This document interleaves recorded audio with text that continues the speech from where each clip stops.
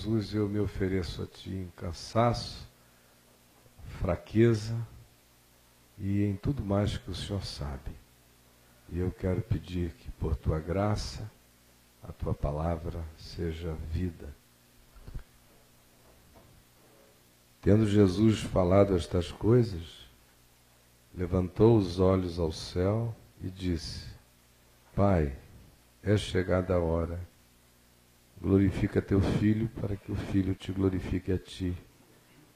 Assim como lhe conferiste autoridade sobre toda a carne, a fim de que Ele conceda a vida eterna a todos os que lhe deste, o único Deus verdadeiro, e a Jesus Cristo a quem enviaste. Eu te glorifiquei na terra, consumando a obra que me confiaste para fazer. E agora, glorifica-me, ó Pai, contigo mesmo, com a glória que eu tive junto de Ti, antes que houvesse mundo. Manifestei o Teu nome aos homens que me deste do mundo. Eram Teus, Tu os confiaste, e eles têm guardado a Tua palavra. Agora eles reconhecem que todas as coisas que me tens dado provêm de Ti, porque eu lhes tenho transmitido as palavras que me deste. E eles as receberam e verdadeiramente conheceram que saí de Ti e creram que Tu me enviaste. É por eles que eu rogo.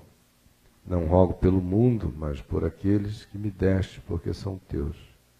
Ora, todas as minhas coisas são Tuas e as Tuas coisas são minhas. E neles eu no mundo, ao passo que eu vou para junto de Ti. Pai Santo, guarda-os em Teu nome que me deste, para que eles sejam um, assim como nós.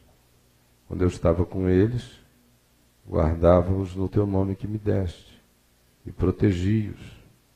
E nenhum deles se perdeu, exceto o filho da perdição, para que se cumprisse a Escritura.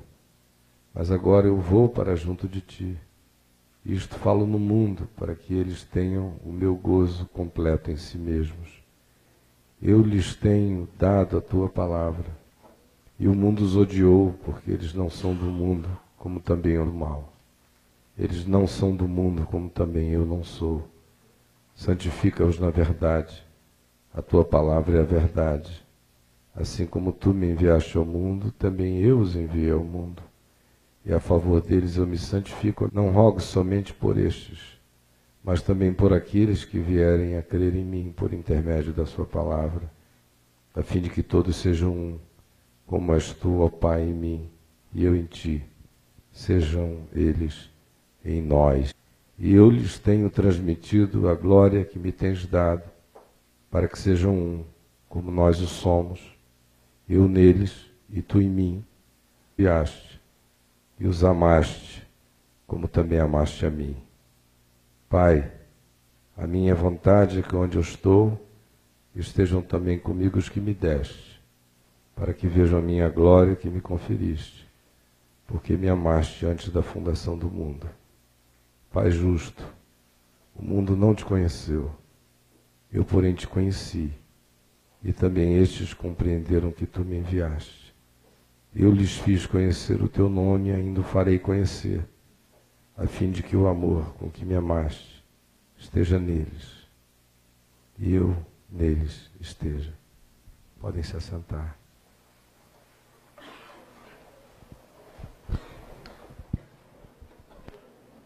Eu quero ser bastante rápido, se eu conseguir.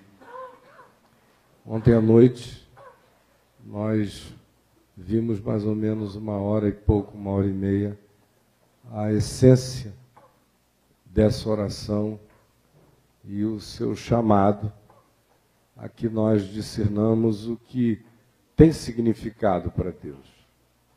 E o que tem significado para Deus é a realização de Deus em nós e de nós em Deus.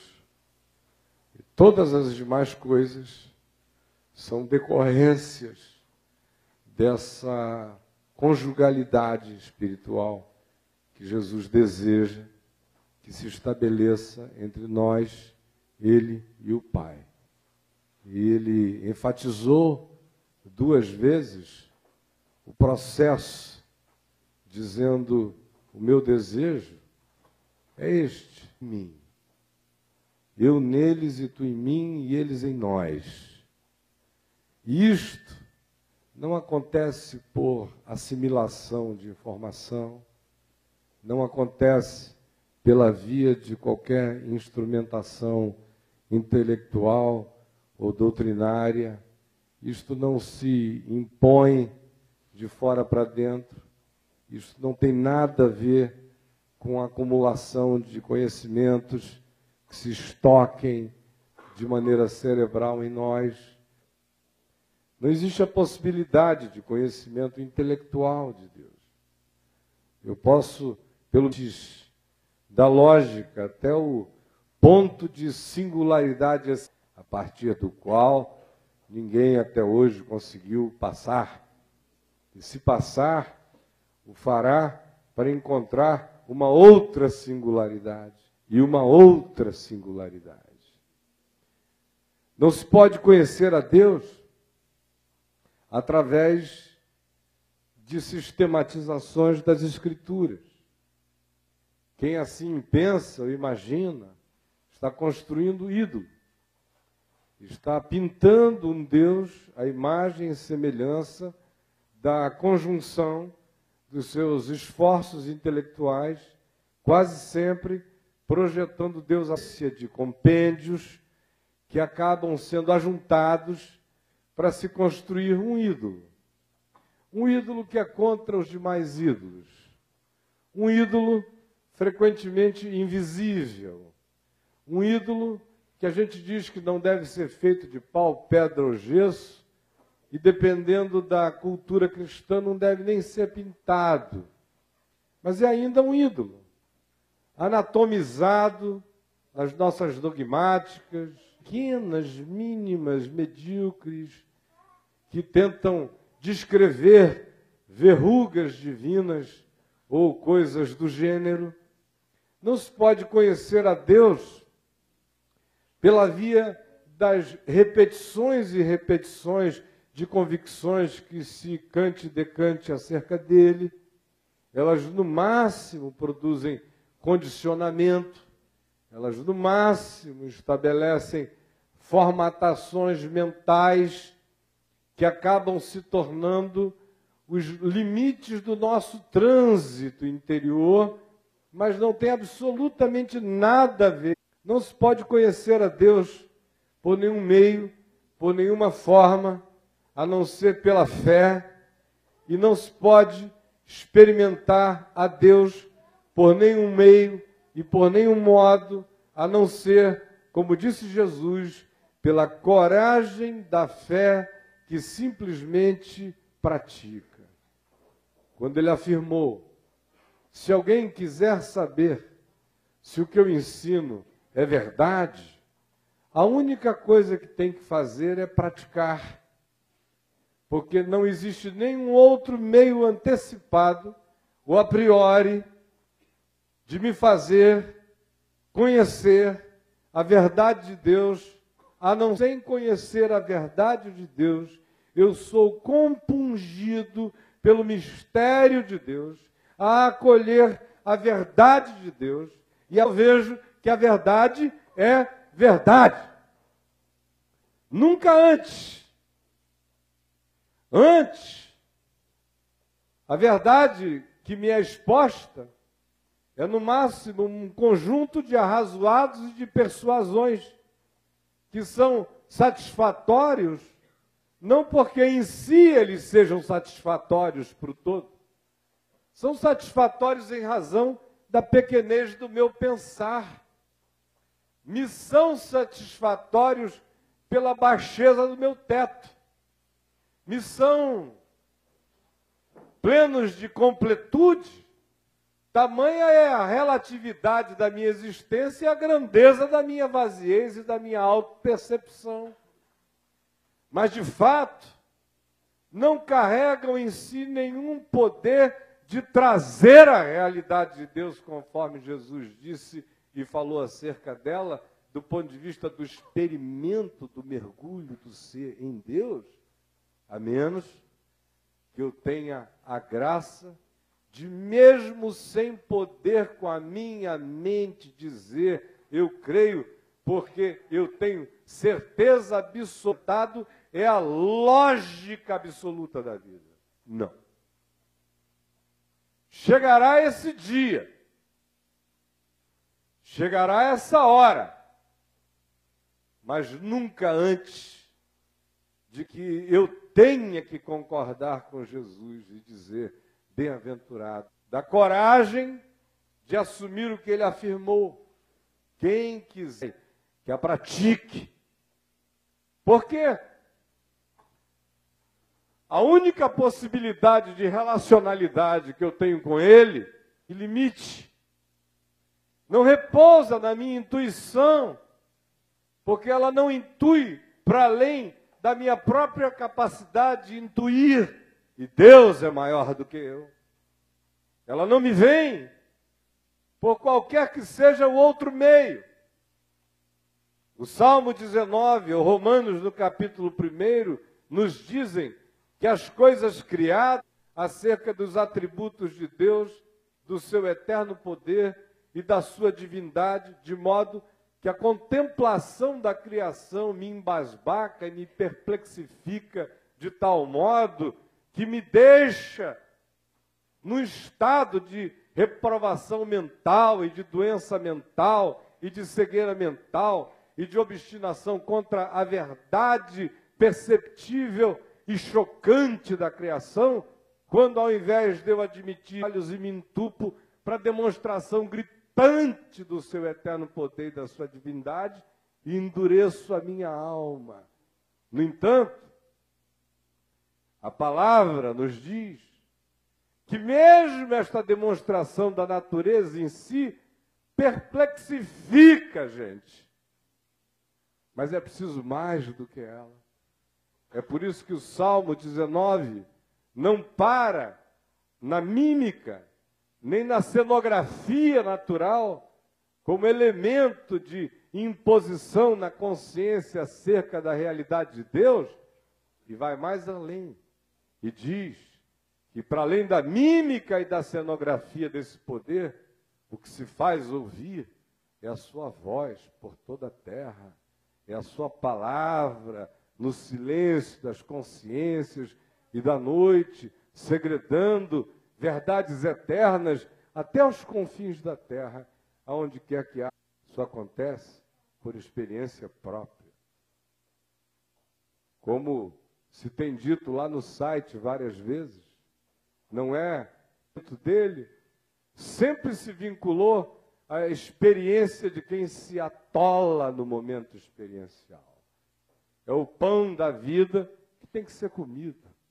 É a água que precisa ser bebida.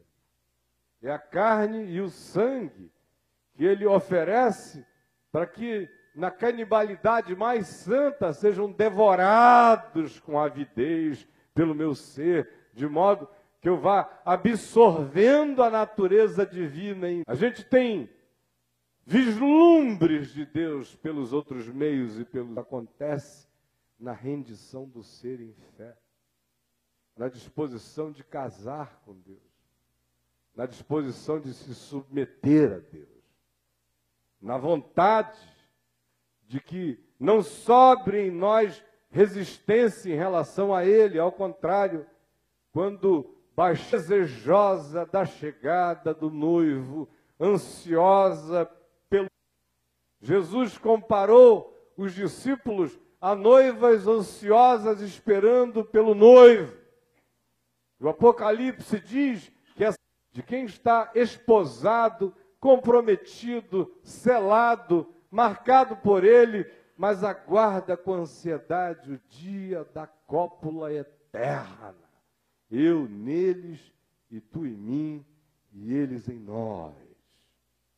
E ontem nós vimos isso de maneira ampla, coisas que são decorrentes daquela que nós vimos ontem. Bom, o que significa o desejo íntimo de Jesus em relação a cada um de nós? Porque se a vontade essencial dele é essa cópula eterna, Pai, eu neles e tu em mim, e eles em nós, a partir daí, ele expressa a minha vida, na sua vida, em crescendo na existência da gente, em ganhando latitude, dilatamento, em alcançando aquilo que Paulo chamou de a altura, a largura, o comprimento e a profundidade, em atingindo aquela dimensão de transcendência de toda a compreensão e de todo o entendimento de se instalar. Como experiência de amor, de constrangimento, de patos, de paixão. Só se manifesta como marca de beijo, só se manifesta como amizade de Deus, só se manifesta como intimidade de Deus, só se manifesta como comida, como absorção, como transformação daquela realidade em alguma coisa que nos penetrando, vá nos pervadindo, vá nos dominando, vá nos possuindo, vá crescendo em nós, vá nos mudando, vá gerando o ser constantemente mutante, que, como diz Paulo, não tem vergonha de botar a cara para fora e com o rosto descoberto, vai contemplando dia a dia Deus em Jesus, crendo na afirmação dele, de Jesus, que disse: quem me vê a mim, vê o Pai.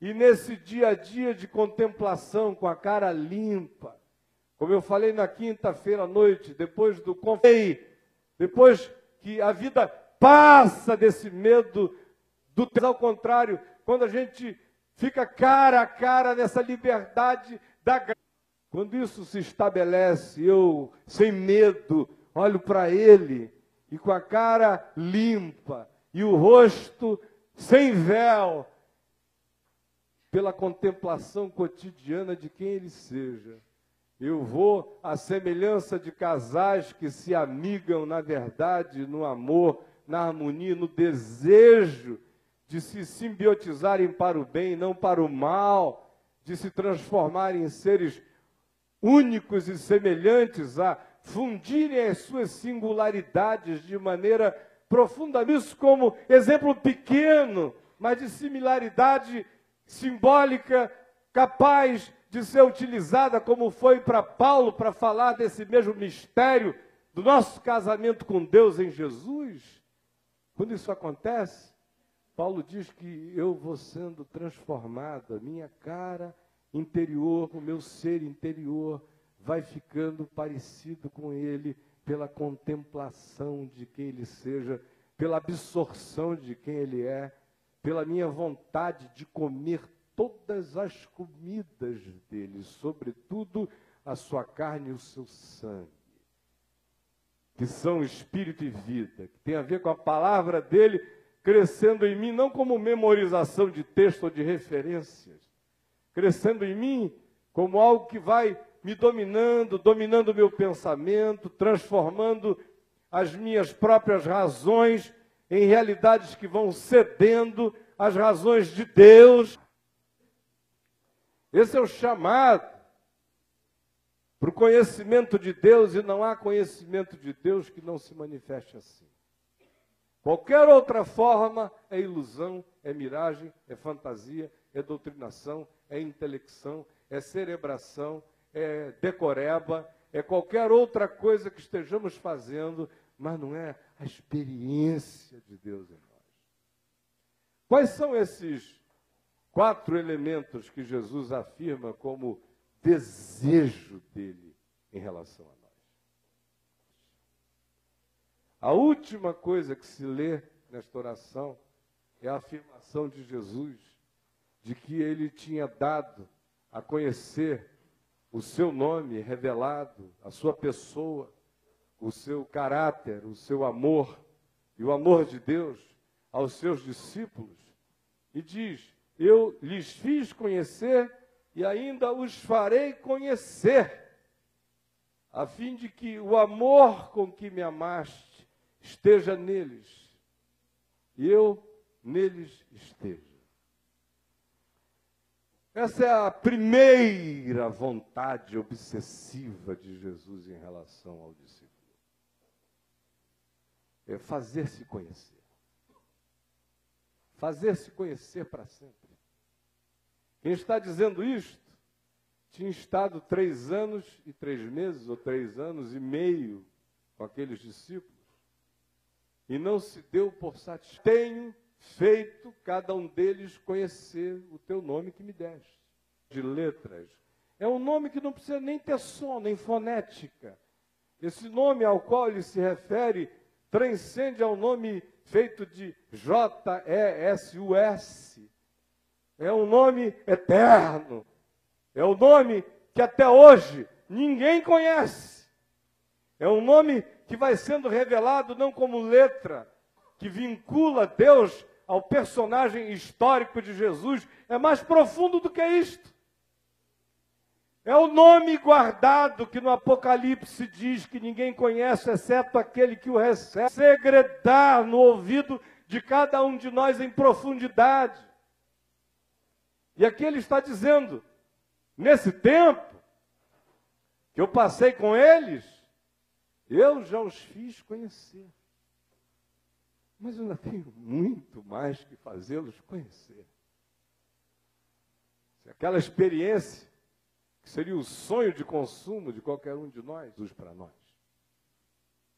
O nosso sonho de consumo em relação a Jesus não é o sonho de consumo de Jesus para nós. O nosso sonho de consumo, se houvesse aqui um botão da Operação Cavalo de Troia, e você pudesse decidir voltar para qualquer época no passado, a escolha de um outro tempo soaria pecaminosa para os nossos corações tão piedosos. Estar com ele, servir a aguinha, lavar-lhe os pés, fazer chamego, cafuné, ver se estava tudo certo, ver se não atrapalhava tanto, ficava na minha. Já seria uma grande ajuda se eu colasse em Pedro, dissesse, segura rapaz, para com isso, irmão. Se eu fizesse essa viagem, já seria para mim um grande privilégio. Isso é o melhor de todos os turismos, é para os dias de Jesus. Esse que é o nosso sonho de consumo, não é o sonho de consumo de Jesus para nós. Ele disse aos seus discípulos, convém-vos que eu vá. A minha estada aqui diminui o processo. A espaço-temporalidade mediocriza a experiência, confina a experiência, geografiza a experiência, temporaliza a experiência. Se está acontecendo aqui, não está acontecendo ali. Ela acontece entre vocês. Agora, convém-vos que eu vá. Porque se eu for, já não será entre vós, será dentro de vós. E aí, sou eu em vocês, e o Pai em mim, e vocês em vós. Eu já fiz conhecer, e ainda farei conhecer muito mais. E essa oração dele não se circunscrevia a uma revelação que se plenificaria naqueles 12 apóstolos. Lembram que no contexto antecedente ele diz, eu rogo não somente por esses, mas por aqueles que vierem a crer em mim por meio da palavra deles. A esses também, o processo continua de os farei conhecer e ainda os farei conhecer muito mais. Que equivale ao que ele disse. Aquele que crê em mim, fará também as obras que eu faço. E outras maiores fará, porque eu vou para junto do Pai. O sobremodo excelente, que todos nós conhecemos em parte, Ele. E o chamado é para singrá-lo com profundidade até o fim, até nos dissolvermos no amor de Deus. Até sermos absorvidos no amor de Deus. E Jesus diz que, conquanto a consumação absoluta desse desejo dele só se estabeleça quando nós viermos a ficar livres deste corpo de mortes e de relatividades e mergulharmos no que é pleno, total e perfeito. No entanto, há um ainda em processo aqui. Há um já os fiz conhecer e ainda os farei conhecer. Existe passado de relacionalidade com Deus, existe um ungido, pastoreado, provocado, direcionado na intenção de que o mergulho seja cada dia mais profundo no amor dele. E a vontade dele expressa é esta: para que o amor com que me amaste esteja neles, e para que eu neles esteja. E não é qualquer qualidade de amor que ele deseja que cresça em nós. É o amor com o qual Jesus foi amado. Eu quero que eles provem, Pai, o teu amor por mim. Eu quero que cada um deles perca para sempre a crise de cada um deles creia que tu os amas como tu amaste a mim. O meu desejo é que não haja no coração deles dúvida alguma que nasça deles próprios em relação a ti, porque em relação a eles mesmos, o processo é contínuo e é de relatividade transformadora, de fé em fé, para sempre. Mas não é com base neles mesmos que eles terão essa convicção. O meu desejo é que eles parem de olhar para si mesmos e olhem para mim. Vejam que em favor deles, mesmo delas terem sido historicamente consumadas, já estavam feitas antes de serem historicamente realizadas. E que isto surja dentro deles jamais a questão de: será que Deus me ama? O meu desejo é que cada um deles, ao pensar em si mesmo, não pense em si próprio. Pense apenas que eu os coloquei numa condição em Deus, que é a minha própria condição no Pai. Foi isso que eu fiz de cada um. E estou fazendo na crescência da consciência deles todos os dias. De modo que o meu desejo, ó Pai, é que o amor com que tu me amaste esteja neles.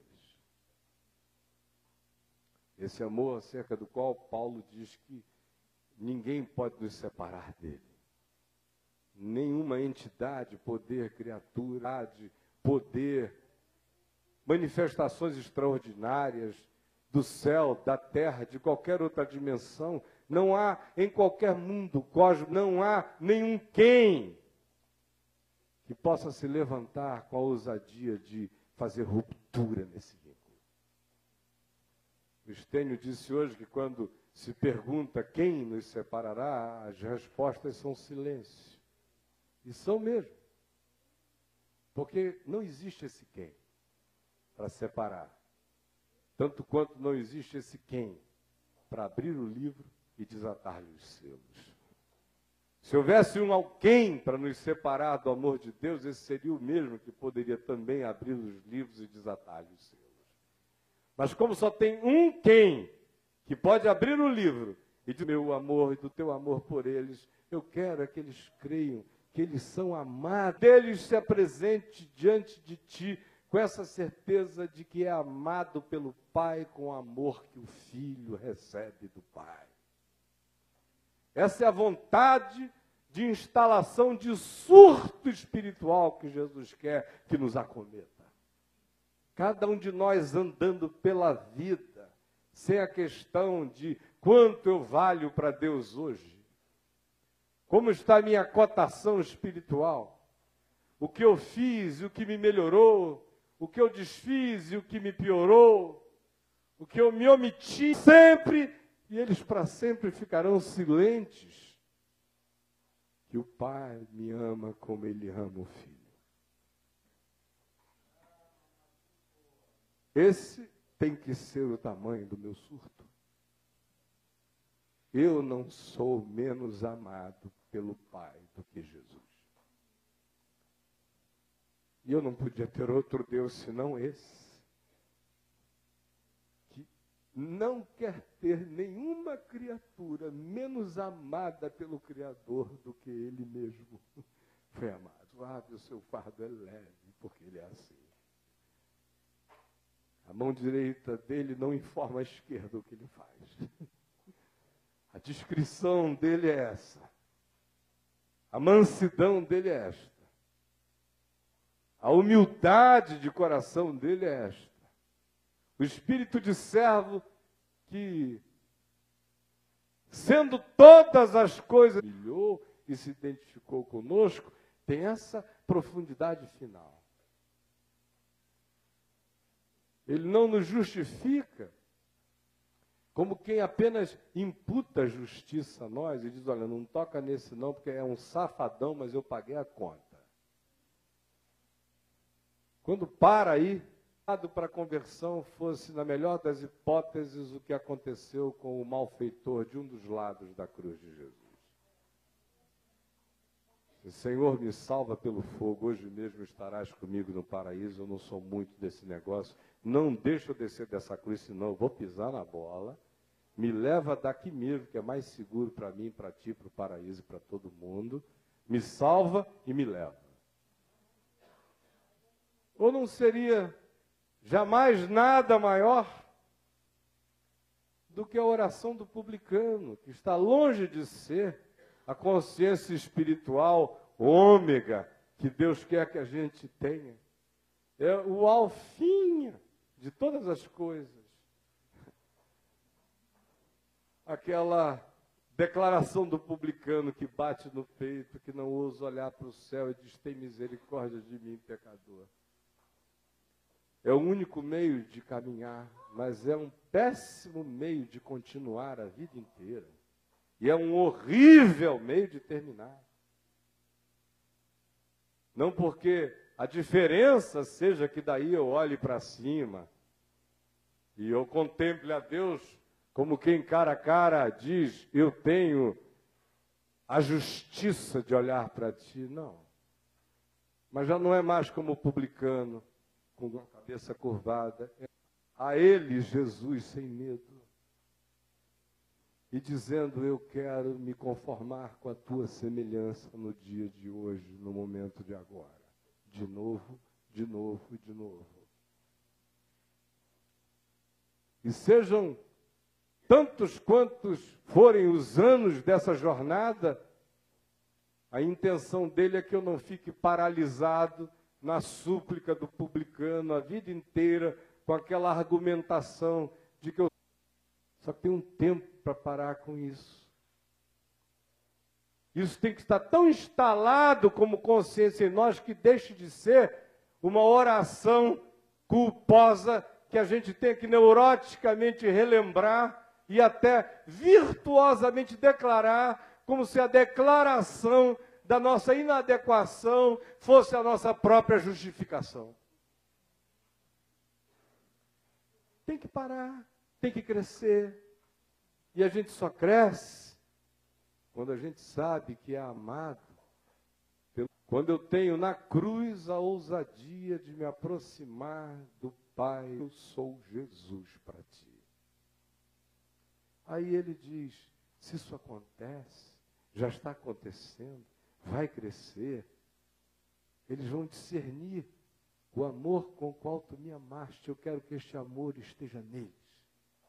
E quanto mais essa certeza, essa confiança, essa segurança, essa estabilidade, essa indivorciabilidade, esse vínculo, esse casamento com o amor do Pai, a fidelidade dele para comigo se estabelecerem em mim, Jesus diz, mas neles eu estarei. De modo que, se você deseja que Jesus cresça no seu ser, mais do que ler 100 vezes a Bíblia de capa a capa, pode apenas fazer de você um bom indivíduo para gincanas de escola dominical, muito mais do que dificuldade de tratamento. Eu aceito que sou co-herdeiro com Ele.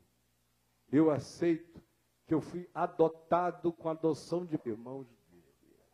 Eu aceito que o amor com o qual tu amaste a Ele é o mesmo que tu amaste a mim.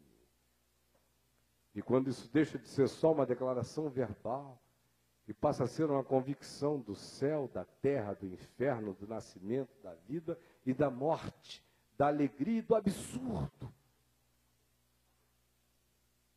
Jesus diz que a presença dele vai crescendo em nós, para que o teu amor esteja neles e eu neles esteja, porque não existe crescência de Jesus em nós sem que isso se dê pelo dilatamento.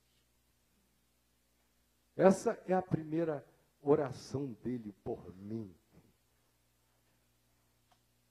para a qual eu peço a dádiva e a graça de ser uma resposta diária de um ser que se dilata, que se dilata, que se dilata, que crê, que acolhe, que não duvida e que deixa o amor de Deus expandir Jesus em mim. O segundo desejo dele, que decorre de tudo aquilo que nós vimos ontem e que se manifesta aqui, tem a ver com uma oração que a gente passa por ela abatido. E que passamos por ela abatido porque ela nos fala de algo que está longe de estar resolvido em nós. No verso 24 se diz: Pai, a minha vontade é que onde eu estou estejam também comigo os que me deste, para que vejam a minha glória que me conferiste, porque me amaste antes da fundação do mundo. A gente não leva nem um pouco a sério a declaração do Salmo que diz: preciosa é aos olhos do Senhor. Para nós, uma coisa está errada.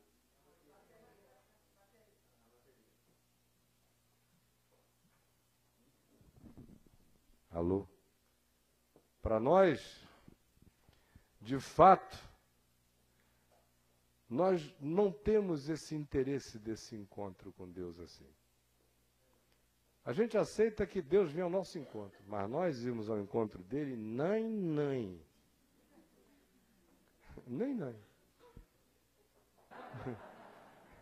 É tudo para cá. A gente ama tanto a Deus que só aceita Deus na terra. A gente ama tanto a vida eterna que não quer morrer. Fazer aos olhos do Senhor a morte dos seus santos, a gente faz um poema. Mas aqui atrás dizendo cruz credo. Eu acho que faz Deus dizer, ele não está preparado ainda, vamos dar mais tempo a ele na terra. Agora, o que Jesus está dizendo ao Pai é uma coisa muito séria.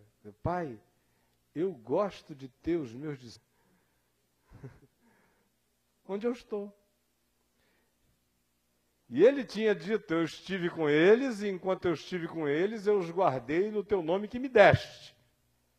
Nenhum deles se perdeu, exceto o filho da perdição, para que se cumprisse a Escritura. Pai, guarda-os no teu nome que me deste. São do mundo, como eu também não sou, guarda-os do mal. E ele afirma, em primeiro lugar, que o desejo pessoal dele era que os discípulos e todos aqueles que do mundo foram dados pelo Pai a ele, vissem a glória com a qual ele tinha sido amado antes da fundação do mundo. E agora, na segunda rodada dessa afirmação, no verso 24, ele é mais específico ainda. Ele relaciona tudo a ele. Pai, a minha vontade é que aonde eu estou estejam comigo os que me deste. Só que ele tinha acabado de dizer, e agora eu vou para junto de ti. E eles vão ficar aqui. Guarda-os. Mas, pai, fica sabendo que toda vez que houver uma chance, leva a gente para mim.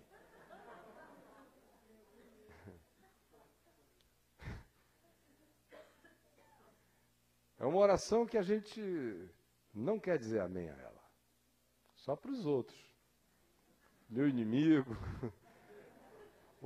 Mas que eu tenho aquela bondade generosa de dizer, tá, é um estopor para o reino de Deus na terra, mas vai ser salvo pelo fogo. Então o Senhor leva logo. Em relação ao irmão dele, o Davi, quando eles eram pequenininhos, eu tive um terceiro filhinho, Luizinho, que nasceu, viveu, tinham sido preparados durante todo o tempo da gestação da mãe deles para a chegada de mais um irmãozinho. E o Ciro devia estar com 4 anos, se tanto. E o Davi com 2 para 3. Quando o nenenzinho nasceu e nós vimos que ele não iria sobreviver, se fosse hoje era mais há 30 anos atrás no Amazonas, no hospital onde estávamos não havia nem incubadeira para que ele fosse posto. E nós fomos vendo morrer, papai e eu ficamos ali assistindo e partindo, um menino tão lindo.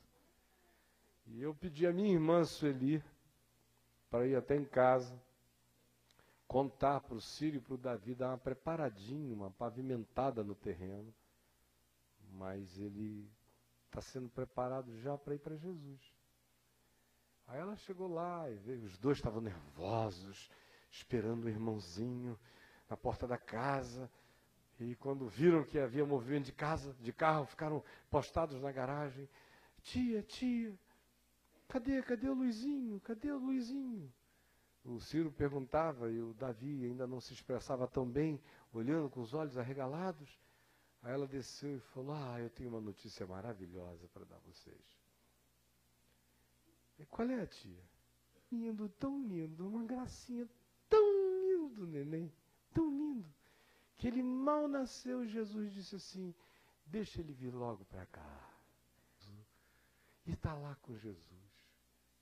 E o Davi olhando para cima. E o Ciro olhando para cima. De repente a Sueli disse que o Ciro botou assim a mão no ombro do Davi e disse, Jesus, leva o Davizinho também.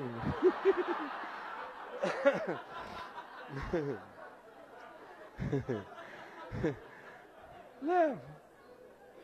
É tão maravilhoso, leva ele.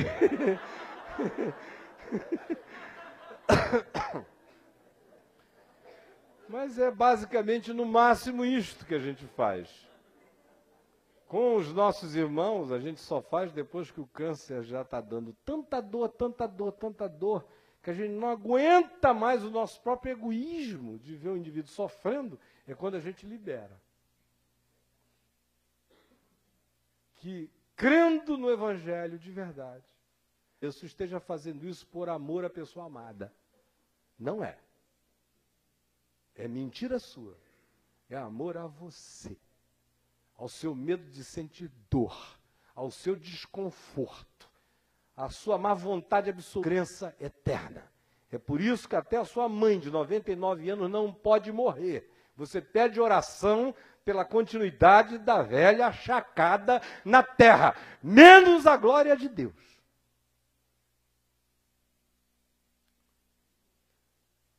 Só que Jesus diz que partilha e que expande a consciência de Deus em nós e apresenta o mesmo desejo. Parece uma coisa estranha. Você diz, puxa vida, eu estou tão novo para ficar sentindo esses desejos. Não tem nada a ver com suicídio, nem com depressividade, nem com oração que diz, Senhor, me leva hoje. Não, ela não se manifesta assim. Ela de fato se manifesta como a alegria de expectativa, de glória. De fato se manifesta pela consciência crescente do saber que o melhor, do excelente, passível de ser experimentado por um homem neste mundo é ainda absolutamente lamaceiro. A minha mais rica experiência humana na Terra ainda é pocilga perto do meu chamado de glória, de graça, de luz, de verdade, de mergulho em Deus. Isso cresce de maneira mais forte em mim. Essa coisa de morrer perdeu completamente o significado, exceto por aqueles que eu amo e que peço ao Senhor que cuide deles quando eu aqui não estiver. Mas em relação a mim, não tenho nenhuma dúvida. Se vocês ouvirem dizer que eu parti, celebrem, porque eu sei em quem eu tenho crido, eu sei o que eu vou encontrar. E eu sei que aquilo que olhos nunca viram, aquilo que ouvidos nunca ouviram, aquilo que nunca subiu ao coração de homem algum, aquilo que é indescritível, aquilo que Paulo disse que não é lícito aos homens referir, e meu pai, depois da mesma experiência, voltou e me disse, nosso irmão Paulo estava enganado. E eu falei, mas por que, pai? Ele disse que não era lícito referir. Eu falei, não é? Ele disse, não, é lícito, só é irreferível. É como jogar lama na glória tentar contar uma coisa dessa. Por isso ele passou os últimos anos da vida dele o tempo todo dizendo, eu estou sentindo uma coceirinha aqui, meu filho, uma coceirinha que não passa. Ah, vai dar uma coceirinha. Estou sentindo. Aí você perguntava a ele, mas que coceira é? Acho que são mais asinhos. Então as asinhas crescendo, crescendo. E eu só fico pedindo a Deus pela sua irmã, pela Ana Lúcia, pela Sueli, pedindo que tudo vá bem com você, com a sua mãezinha, porque meu filho, se eu pudesse, eu batia asas hoje para lá. Eu, de fato, creio que não importa a idade da gente, nem o tempo que a gente já viveu neste mundo. O Evangelho mesmo só ganha raiz profunda de eternidade dentro de nós quando a gente diz amém a essa oração de Jesus, em qualquer tempo da vida. Em qualquer tempo da vida. Quando a gente diz amém a essa oração de Jesus a qualquer pessoa que a gente ama também, em qualquer tempo da vida.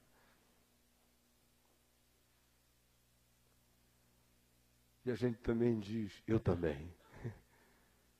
Porque Jesus diz, Pai, a minha vontade é que aqueles que tu me deste estejam comigo onde eu estou. Onde eu estou.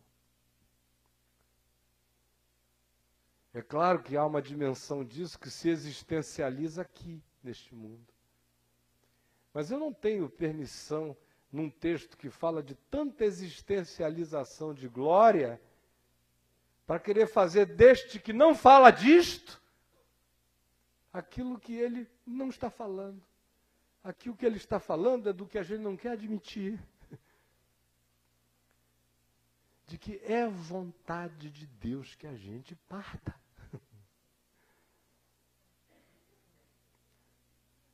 Que existe em Jesus uma ansiedade por mim. Uma ansiedade. A gente não acredita no que ele diz com as singelezas que ele diz. De festa no céu.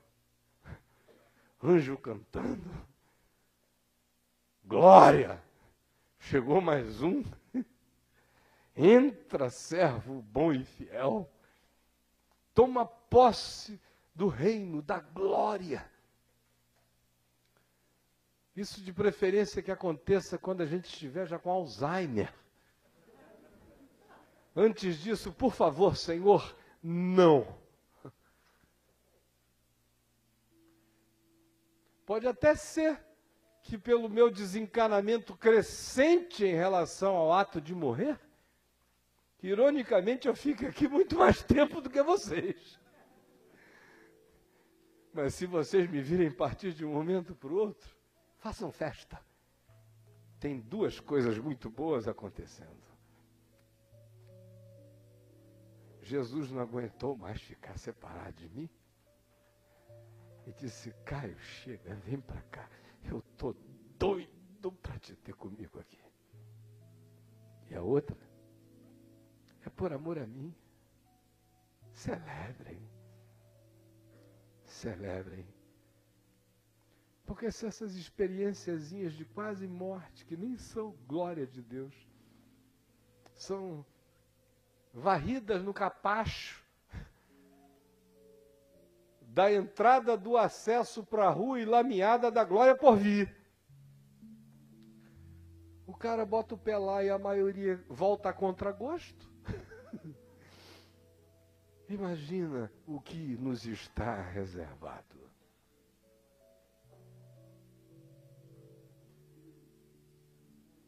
A vontade de Jesus é que onde Ele está, eu esteja também. Isso acaba a morte. Ou nós não acreditamos ainda que a morte morreu, minha gente? Que a gente já passou da morte para a vida. Que a eternidade me habita. Eu já estou lá, circunstancialmente, contingenciado aqui. Eles não são do mundo, como eu também não sou, disse ele sobre nós. Pai, a minha vontade é que onde eu estou, estejam eles também, para que vejam da fundação do mundo. A vontade dele é mostrar a glória dele para a gente. Toda. Eu me lembro de um dia, talvez com 6, 7, 8 meses de fé, 18 anos de idade lá em Manaus, orando, lendo a palavra, jejuando, pregando, vivendo intensamente tudo do Evangelho com meu pai, e naqueles rompantes juvenis, eu cheguei um dia em casa, parei o carro na garagem, e eu vinha já descendo a rua, dirigindo, e papai estava ao meu lado, em mim um fogo, uma torrente, umas cataratas de amor. Eu quero ver a glória de Deus. Porque você ia ser consumido. Foi a oração que Moisés fez. E o Senhor disse: olha, eu vou te esconder numa fenda. Tu vais me ver pelas costas. E eu te mostrarei a minha bondade. Porque se tu vires a minha glória, tu empacotas meu filho. Se você é meu filho, e eu sei quem eu sou, então decorre que em eu sabendo quem eu sou, eu também sei quem tu és, porque tu saíste de mim. Esse gusaninho que é você, gusano é verme na linguagem antiga. Esse verme que é você. Jesus, no entanto, diz: eu vou para junto do Pai, e Pai, eu quero que onde eu estou estejam eles também, para que eles vejam a minha glória. Aí a gente fica imaginando que a glória dele pode ser bem transcrita pela transfiguração, provavelmente lá no Monte Hermon, com Moisés, Elias e tudo. Aquilo ali era a empadinha da glória. É a empadinha, a azeitoninha. Não era nem a cereja ainda. A gente não tem ideia. Aquilo ali é só o presépio da glória. É só a representação simbólica, humana, da manifestação do reino de Deus na terra, com os seus arquétipos e simbologias. Mas não é a glória. É a glória que eu tive junto a ti antes que houvesse mundo. A vontade de Deus é me levar para um ambiente anterior à criação do cosmos. É para lá que Ele quer me levar.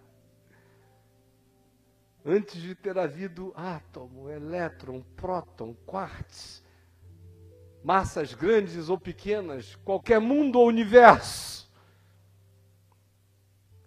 antes de que qualquer coisa fosse, antes de haver luz, eu quero que eles vejam a minha glória que eu tive junto a ti e tenho em ti desde antes que houvesse mundo. Se você entendeu o que eu disse ontem à noite, se a sua disposição de Deus por mim, como eu creio no amor de Deus por Jesus. Que o segundo passo por Jesus me leva daqui para lá, sem que isso sejam as coisas por vir.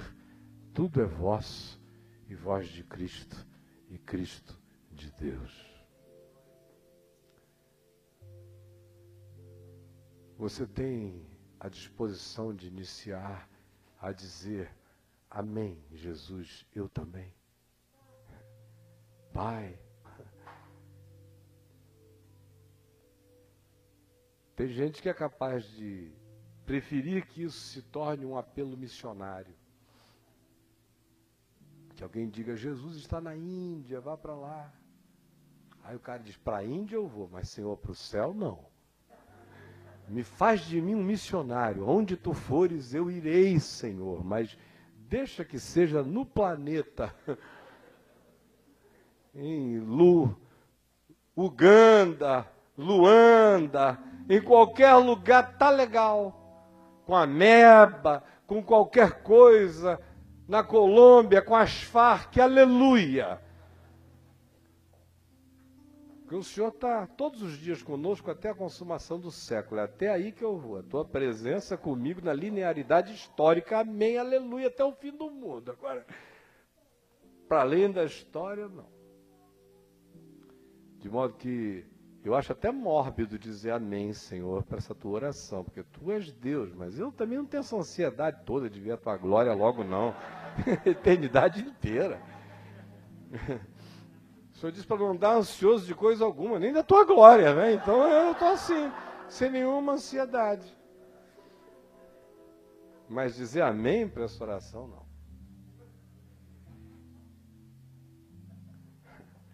Se você quer se embolar com Deus, se o seu negócio é virar um com Ele, fique sabendo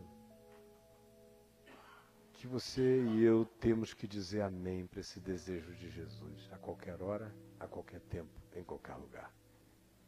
E dizer amém para esse desejo de Jesus em relação a qualquer um, a pai, a mãe, a filho, a neto, a mulher, ao marido, a todos, a qualquer um.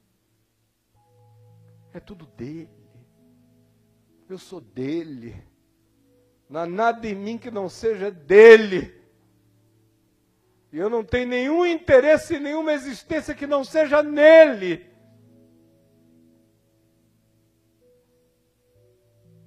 Eu não peço a Ele que deixe nenhum filho meu neste mundo um dia mais do que a melhor vontade dEle. Eu não peço a Ele que prolongue a existência de ninguém aqui, para que o prolongamento dessa existência seja calamitoso. Nenhum interesse em prolongamentos de existência. O único interesse é que, aonde Ele está, estejamos nós também. Na hora em que o Pai disser: meu filho, hoje eu estou atendendo o teu desejo, estou chamando aquele amado para junto da tua glória. Se for eu vou dizendo amém. Se for você, pode ter certeza, eu vou dizer amém também. Não me chame para fazer seu funeral, não tenho palavras de tristeza a dizer. Só de glória. Só de glória. De glória. E no dia que eu não tiver mais essa palavra de glória a dizer, nesse dia o Evangelho morreu em mim. Eu virei saduceu. Sem ressurreição, sem espírito, sem anjo, sem glória, sem vida eterna, sem dizer amém ao desejo de Jesus, que é que eu veja a glória que Ele teve antes de haver mundo. A terceira oração dele diz respeito a gozo. Gozo aqui. Gozo agora. Quando ele fala exatamente estas palavras no verso 13. Mas agora eu vou para junto de ti. O que situa aquela oração anterior. Eu quero que aonde eu estou estejam comigo os que me deste. E ele está dizendo, mas agora eu vou para junto de ti. Isso falo no mundo, para que eles tenham o meu gozo completo em si mesmos. Não é a minha gargalhada. Jesus deve ter gargalhado, obviamente. Mas o Evangelho não registra gargalhando. O Evangelho o registra exultando no Espírito. E naquele instante exultou Jesus no Espírito. A gente vê Jesus às vezes sendo até sarcástico, com fariseus, saduceus, políticos, seres cretinos nos seus questionamentos, recebem frequentemente sarcasmo como resposta. No entanto, você nunca ouviu dizer, e Jesus saiu fazendo gozação dos saduceus e dos fariseus, e os despediu com uma gargalhada divina.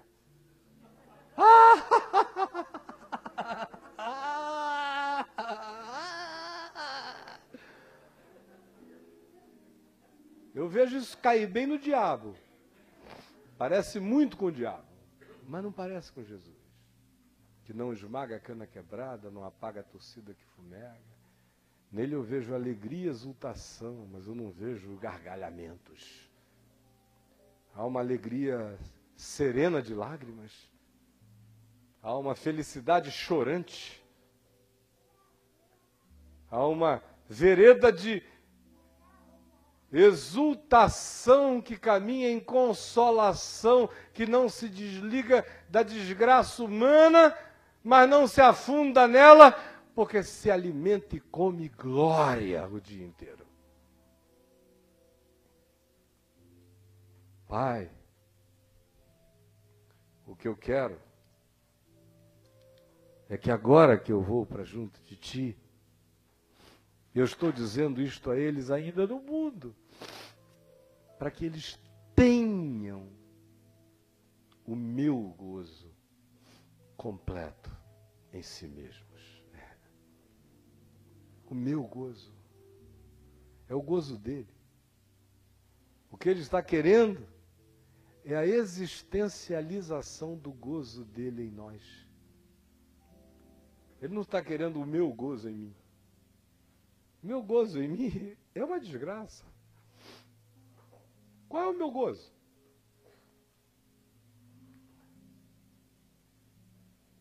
Ele diz, eu quero é que o meu gozo esteja neles. O que ele quer é a existencialização das exultações dele em nós, que caminham enquanto ele chora e exulta. À frente do túmulo de Lázaro, o exemplo perfeito do Jesus que chorou e ao mesmo tempo diz, graças te dou, ó Pai.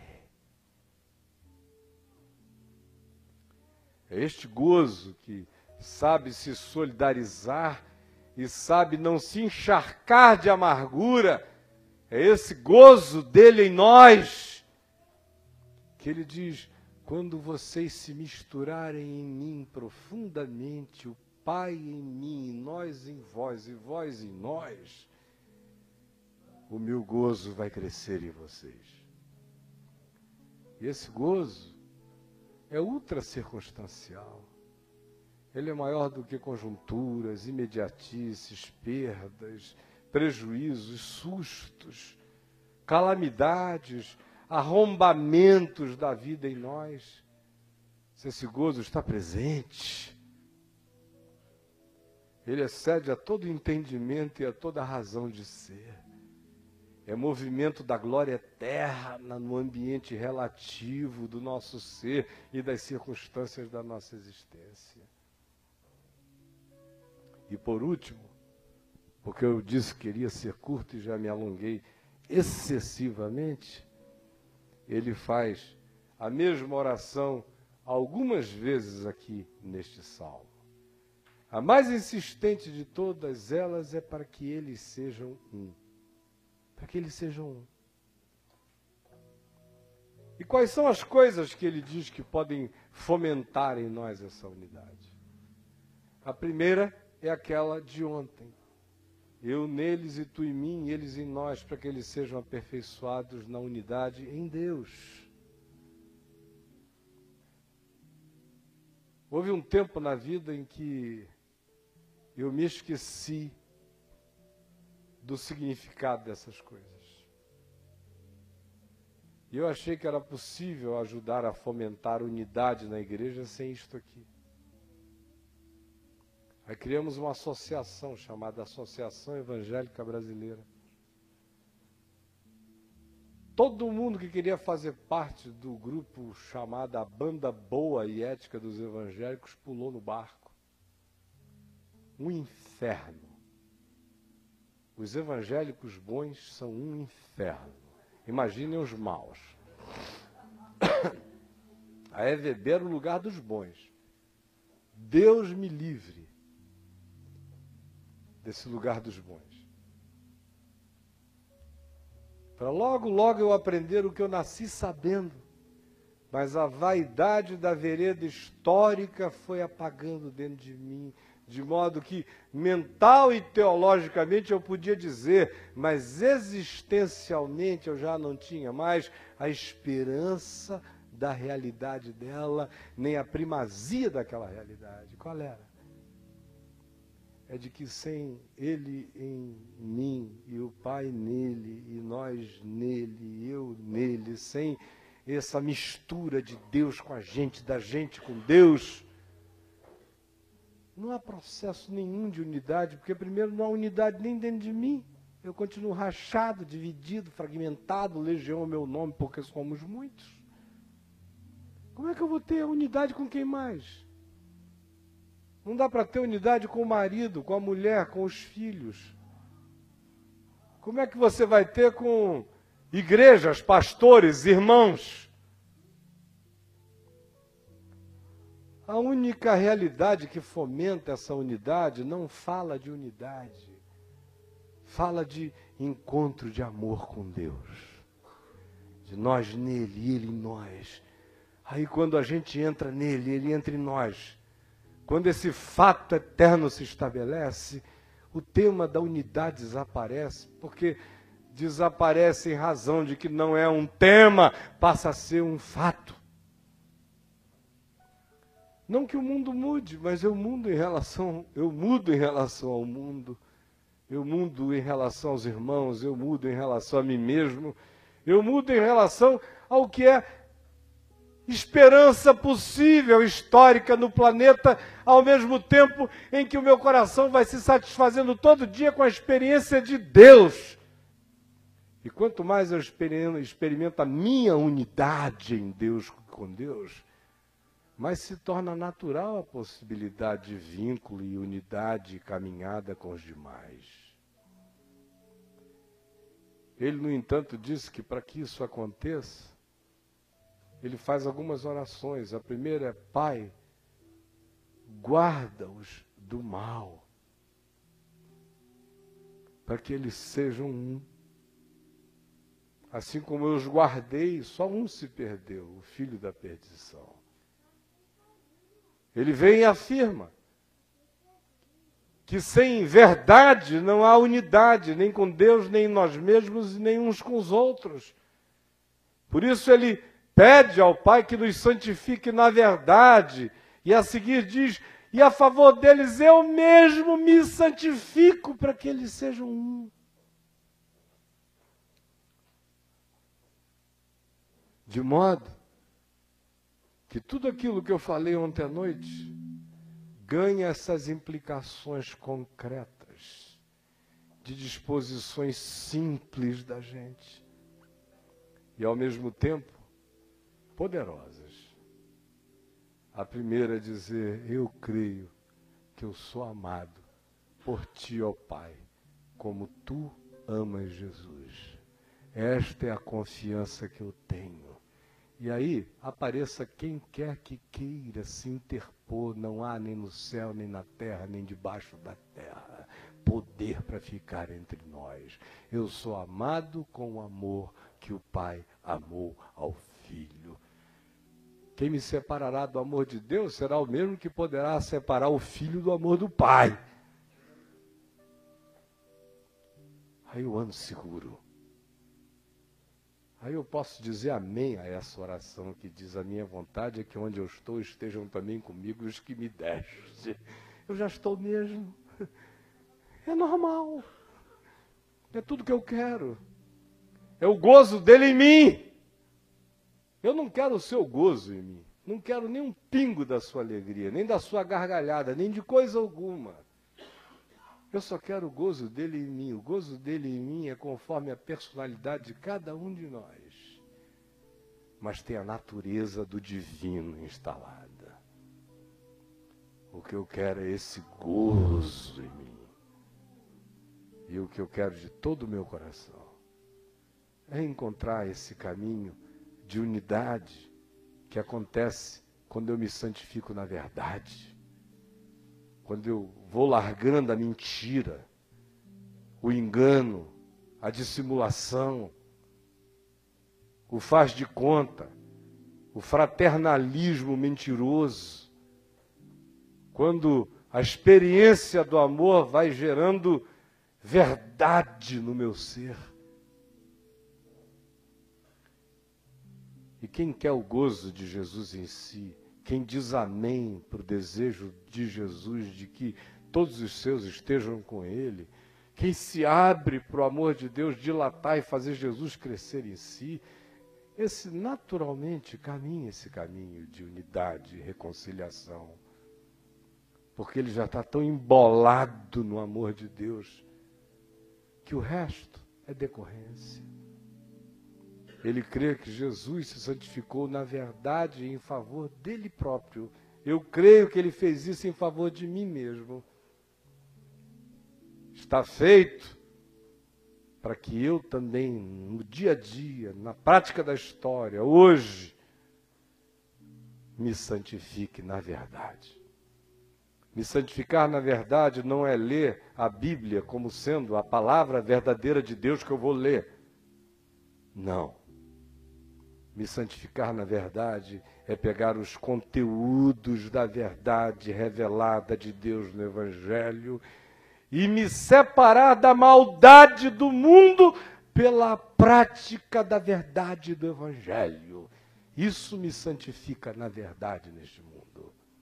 E é uma decisão do coração em Deus, porque Jesus já se santificou por mim na verdade.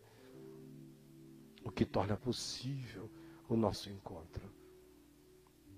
O que torna possível o nosso embolamento com Deus. O que torna possível o trazer do Santo dos Santos para dentro do meu peito.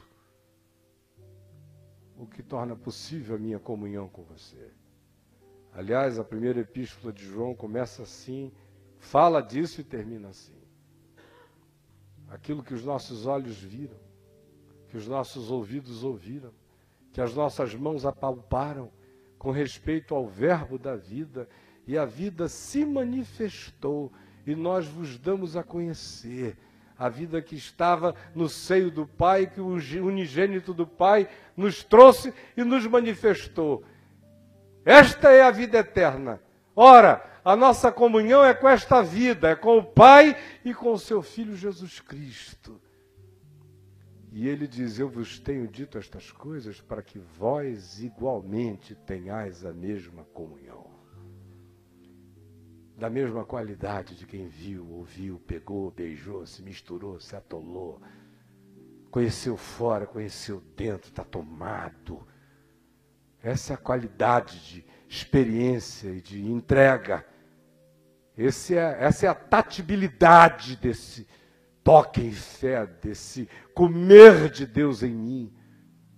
E João diz, é para essa qualidade relacional, que só acontece uns com os outros, quando acontece entre nós e o Pai, é para essa verdade de encontro com Deus que vai gerar a verdade de encontro humano, que nós igualmente chamamos a todos vocês, para que a nossa comunhão seja igualmente da mesma qualidade.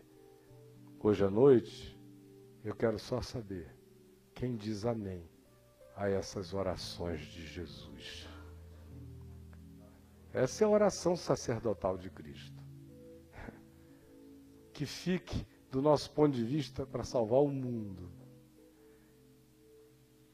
E, Senhor, quando não tiver mais jeito, então que a tua oração sacerdotal, pelo menos, faça aquela cobertura de redenção e remissão de pecados para dar uma entradinha pela esquerda do paraíso. Na tangente, mas chegando aí. Porque, de fato, esse negócio de crer que eu estou para o Pai tanto quanto Jesus está para o Pai é demais para a minha cabeça. Ou é só um fato teológico, mas eu não consigo existencializar isso e olhar na cara do inferno e do diabo e dizer, olha bem para mim, quem me ama com a mesma qualidade de amor eterno com o qual ele amou a Jesus que te derrotou. Quem sabe disso não tem mais medo de nada no mundo. E Jesus só cresce na gente. Aí saem todos os medos. Eu digo amém a qualquer hora, a qualquer momento, porque a minha vocação de fato é estar onde Ele está, é ser como Ele é. O que eu quero é o gozo dEle em mim. O que eu quero é me embolar tanto em Deus em unidade, que não seja impossível eu também me relacionar com você, no mesmo amor e na mesma verdade. Essa é a oração de Jesus. Quem concorda com Ele, diga amém de todo o coração. Vamos ficar em pé. Vamos orar.